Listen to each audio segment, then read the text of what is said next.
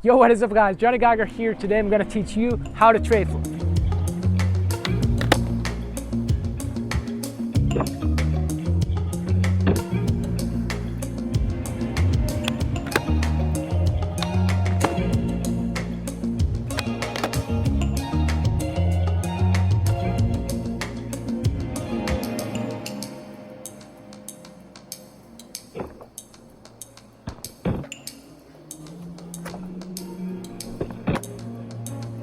What a beautiful, awesome trick that consists out of a tray shove and a kickflip combined, which makes something like this.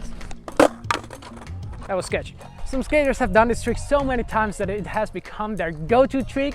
Like myself, I learned it 13 years ago, and ever since I've done it like over 30,000 times. Every skate session I did at least one tray flip. And this shows how much I love this trick, and at the same time it is the reason why I learned to do it so well. It doesn't come easy, but it's so much fun to learn this trick. This is kind of an advanced skateboard trick, so it doesn't make sense to jump from ollie right into tray flip. You gotta build up step by step. Before you're gonna start trying that trick, you need 4 tricks on lock.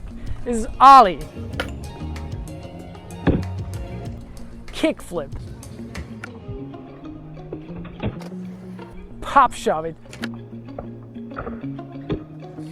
and varial kickflip. You don't necessarily have to know how to tray shove because that is actually more advanced, but you gotta make sure to have those 4 tricks down. You got those 4 tricks? Let's continue with the foot positioning. Okay, let's check this out. So we got the front foot, which is kinda in kickflip position, maybe a little further back or even more back. I will leave that up to you. You have to figure out for yourself what works best.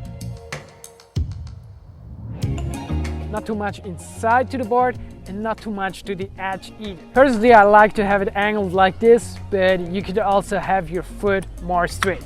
Your front foot doesn't play a super important role on this trick though. It is all in the back foot. So setting this up is key to the trick. We have our toes right here and we kind of grab the tail with the toes, okay? Also, before we're gonna pop, we don't have our back foot flat. That is not how to do it. That is not how to build tension on this edge of the tail. To have like all our weight on it, we're gonna place our back foot like this, right before we're gonna pop.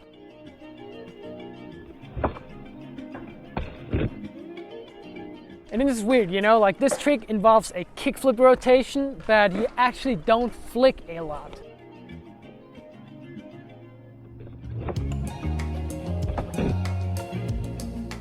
I would say in my case, like 75% of this flip motion comes out of the back foot. Like every time I rolled my foot, I was able to do tray flip much earlier than kick flips. This foot setup is also hard to balance, like you need to put the same amount of weight on both edges on your board, so you're not turning in one of these directions. It's a lot of tricky things about this trick. So we got this foot setup, we got this tension, same amount of weight on both feet. Now, this differs from the ollie. We're not just gonna push the board like straight down. Instead of doing that, we're gonna drag the board back. Just like a pop shove it, but this time we're gonna give it much more force. This is also known as the scoop. Simultaneously, while this is happening, our front foot is gonna go out straight. In my case, it's not gonna go out sideways or not in front of the board either way, it's just gonna go out straight.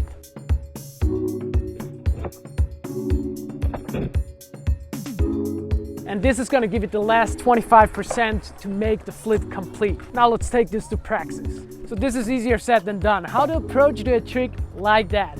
First of all, flat ground. Try to learn this trick on slippery, smooth flat ground. It's gonna make it much easier. You might be asking yourself why, and it is because on slippery flat, you have to put in less force if you wanna get that tray shove, which is kinda complicated in the beginning. I would also recommend not to learn this trick still standing. It's actually much harder. Try to slowly moving. This is also gonna make it easier to get that shove it motion. And the easiest way to do it is to catch it with the front foot only. We've been having this in trick tips before and we're doing it again. So slow approach, set up, pop, catch. Now when we do this, we notice the board is landing in front of us. That means we gotta lean over the board a little bit and jump forward.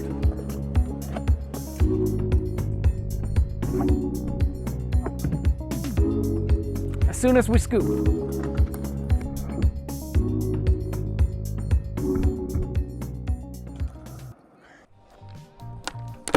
Okay, learning to catch this trick with the front foot is key, because one of the worst mistakes when you try to learn tray flips is a turning shoulder. This is what some people do on shove-its, on tray shove-its, on 540 flip. It's like a weakness of me to do this on 540 flips, so always keep in mind not to have your shoulders more open like this. This is absolute killer for tray flips. This, perfect. Okay, also on tray flips, you gotta lean more back than forward. If you lean forward too much, the board is gonna land behind you. Let me try to demonstrate this. Okay, this is also kind of a difficult thing to learn. Like you gotta lean back before you pop, and you gotta be even when you land the trick. So now you just gotta combine all of these things, and once again, you're gonna be super slow, and you're just gonna put your back foot on that board. And this time, right after catching your board with the front foot, your back foot goes on the board as well. That makes a tray flip. And that was it, guys. I told you everything I know about tray flips. Jesus, this is hard. There we go.